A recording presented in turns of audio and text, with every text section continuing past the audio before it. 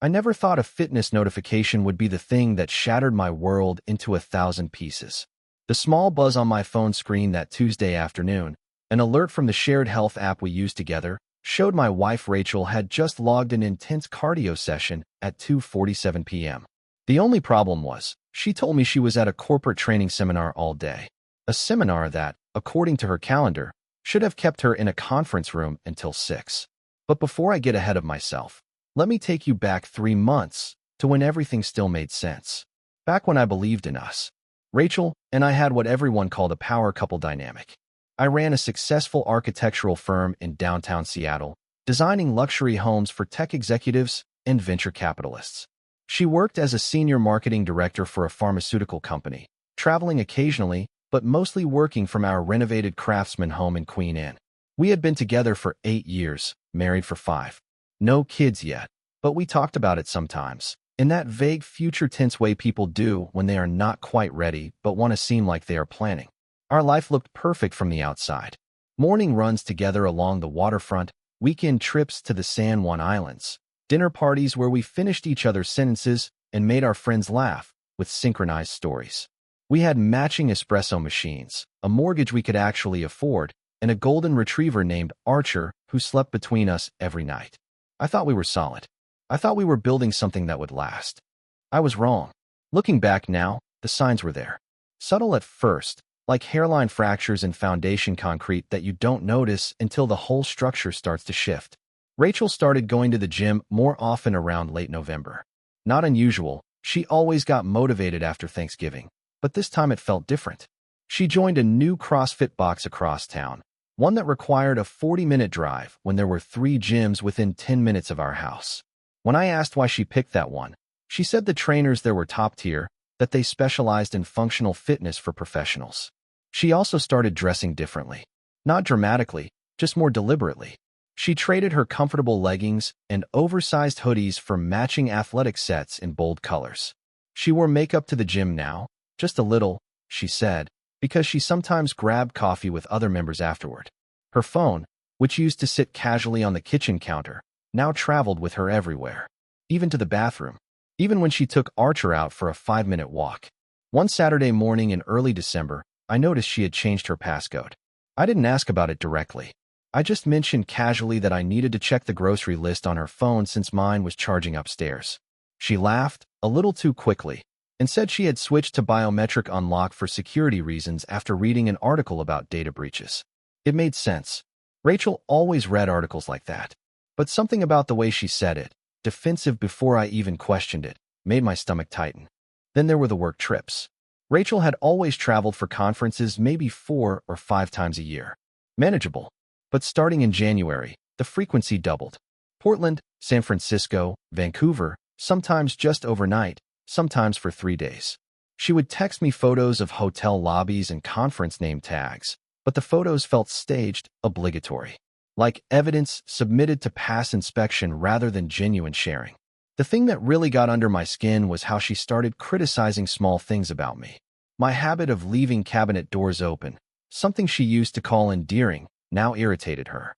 The way I hummed while cooking, which she once said she loved, suddenly annoyed her during dinner prep. She snapped at me more, rolled her eyes when I suggested weekend plans. It was like I had become an obstacle in her life rather than a partner.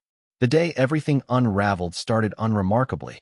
Rachel told me over breakfast that she had an all-day workshop for her team, something about leadership development and strategic planning. She kissed me on the cheek, grabbed her laptop bag, and left around 8. I had a site visit in Bellevue that morning and then planned to work from home in the afternoon, finishing up blueprints for a waterfront property in Mercer Island. Around 2:30 p.m., I was deep into a CAD design when my phone buzzed. A notification from our shared fitness app, the one we had connected months ago to keep each other motivated. The alert read, Rachel completed workout, high-intensity interval training. Duration, 47 minutes. Calories burned, 512. Location, Rainier CrossFit. I stared at the screen. My brain tried to make it make sense. Maybe the seminar ended early. Maybe she squeezed in a quick session before heading home. But 47 minutes was not quick. And Rainier CrossFit was not on the way home from her office. It was south, in a completely different direction, near Georgetown. I opened the app. The workout had ended just minutes ago. I checked her location on the family sharing feature we set up for safety. She was still there, still at the gym, not at the Westin Hotel downtown where her seminar was supposedly happening. My hands felt cold. My pulse started to hammer in my throat. I told myself there was an explanation. There had to be. Maybe the venue changed. Maybe I misunderstood. But when I pulled up her calendar, the event was still there, listed clearly. Leadership workshop at Westin, 9 a.m. to 6 p.m. I called her. It rang 4 times before going to voicemail. I texted, "Hey, how's the workshop going?" 3 minutes passed. Then 5. Then 10. Finally, a response. "Going great. Long day though. Miss you." She lied. Directly. Effortlessly. I sat there at my desk, hands trembling, a sick weight settling in my chest. I did not want to believe what my mind was already constructing. But the pieces were there, scattered and sharp. The late-night gym sessions. The phone secrecy. The new wardrobe. The distance. The lies. I needed proof. Not assumptions. Not paranoia. Proof. I grabbed my keys. I drove south toward Georgetown, my mind racing faster than my car. I did not know what I was going to find. Part of me hoped I was wrong, that I would see her car in the parking lot, and she would have some perfectly reasonable explanation. Maybe she skipped the seminar because she was stressed. Maybe she needed space and did not know how to ask for it. But when I pulled into the Rainier CrossFit parking lot, her white Audi was there, parked next to a black Tesla Model S. I did not recognize the car, but something about the way they were parked, close, aligned, felt intentional. I did not go inside. I just sat there in my truck, 3 rows back, watching, waiting. My breath fogged the window. My hands gripped the steering wheel until my knuckles went white. 20 minutes later, the gym door opened. Rachel walked out, hair damp, face flushed, laughing. And beside her, a man. Tall, broad-shouldered, wearing a fitted black tank top and joggers. He said something, and she threw her head back, laughing harder. He touched her lower back as they walked toward the cars. Casual. Familiar. Possessive. They stopped between their vehicles. He leaned in. She did not pull away. They kissed. Not a quick peck. A real kiss. The kind that said this was not new. This was routine. I felt like I was watching through glass, disconnected from my own body. My vision tunneled. My chest burned. I wanted to get out, to scream, to confront them both right there in the parking lot. But I did not move. I just watched as they separated, as she got into her car, as he got into his. As they drove away in opposite directions like nothing had happened. I sat there for another 10 minutes, alone in the cold silence of my truck, trying to remember how to breathe. I did not go home right away. I could not face her. Not yet. Not without knowing more. I drove aimlessly through the city, past the waterfront, past the market, past all the places we used to go together. Everything looked different now. Tainted. When I finally pulled into our driveway around 6, her car was already there. The lights were on inside. Archer barked from the window. Normal. Everything looked so devastatingly normal. I walked in. Rachel was in the kitchen, chopping vegetables, hair still damp from the shower she must have taken. She smiled when she saw me. Genuine, warm, like she had not just destroyed everything we built. "Hey babe, how was your day?" she asked, rinsing a pepper under the faucet. I set my keys down carefully. "Long," I said. "Yours?" She shrugged. "Exhausting. Those workshops are always so draining. Glad to be home." I watched her lie, watched her perform, and something inside me cracked open, something dark and final. "Where was the seminar again?" I asked casually. She did not even hesitate.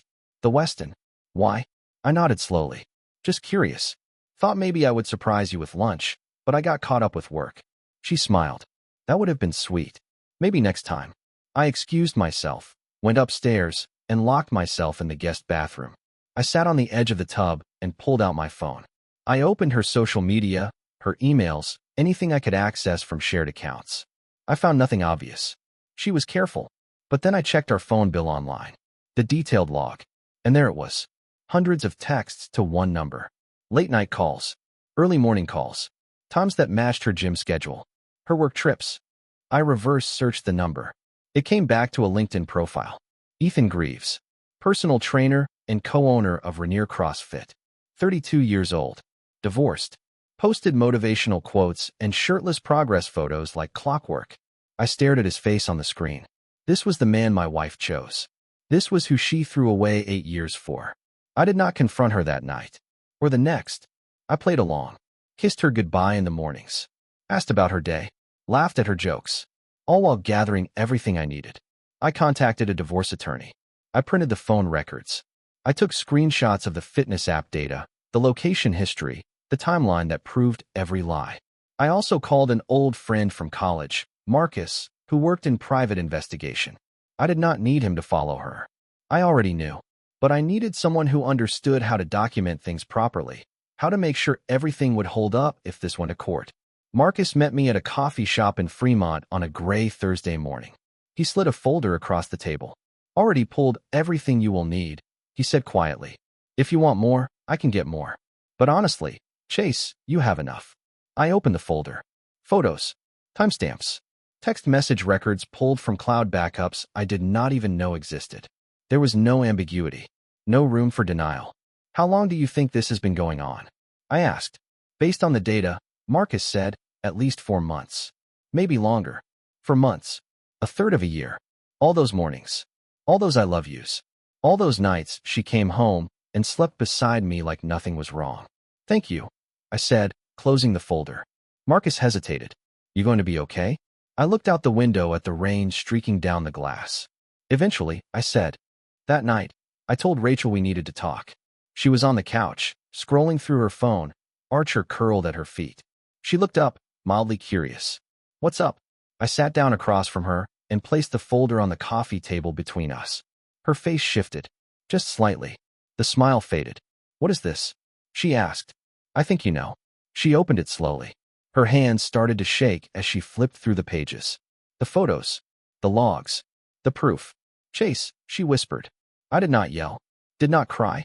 I just looked at her, this stranger wearing my wife's face, and said, I want you to leave. She started to speak, to explain, to beg. But I held up my hand. You do not get to do that, I said quietly. You do not get to cry and make this about your feelings. You made your choice. Now I am making mine. Rachel sat there, tears streaming down her face, and for the first time in months, I felt nothing. She moved out 2 weeks later. Stayed with a friend while she looked for an apartment. I kept the house. Kept Archer. Kept my dignity. The divorce was finalized in 4 months. Clean. No drama. She did not contest anything. Maybe because she knew she had no ground to stand on. Maybe because she just wanted it over. I heard through mutual friends that she and Ethan did not last. That whatever they had burned out fast once it was not a secret anymore. I did not take satisfaction in that. I just felt empty. But slowly, the emptiness started to fill with something else. Clarity. Peace. The realization that I had spent years trying to hold together something that was already broken. That I deserved someone who would not lie to my face while kissing someone else behind my back. I started running again. Not with anyone. Just me in the city and the early morning quiet. I took on new projects at work. I traveled. I reconnected with friends I had neglected. I became myself again. The version that existed before I tried to shrink to fit into someone else's story. They say trust is the foundation of any relationship. But what they do not tell you is that once it is broken, you can never rebuild it the same way. You can patch it. You can pretend. But the cracks remain. And eventually, the whole thing crumbles. I do not know if Rachel ever felt guilty. I do not know if she regrets it. And honestly, I do not care anymore. Because the worst part was not the cheating. It was the lying. The way she looked me in the eyes every single day and chose deception. The way she made me feel crazy for noticing the distance, for asking questions, for wanting the truth. So, to anyone reading this, if you are seeing the signs, if something feels off, trust your gut. Do not let someone gaslight you into doubting your own reality. Do not stay because it is easier than leaving. And do not ever let someone treat your love like it is disposable. I gave Rachel everything. My time, my trust, my future. And she traded it all for a 47-minute workout with a stranger. Now I am rebuilding. Stronger. Smarter. Alone, but not lonely. And I will never ignore a fitness notification again. Was I right to expose everything? Or should I have walked away quietly? I still wonder sometimes. But maybe some questions do not need answers. Maybe just asking them is enough.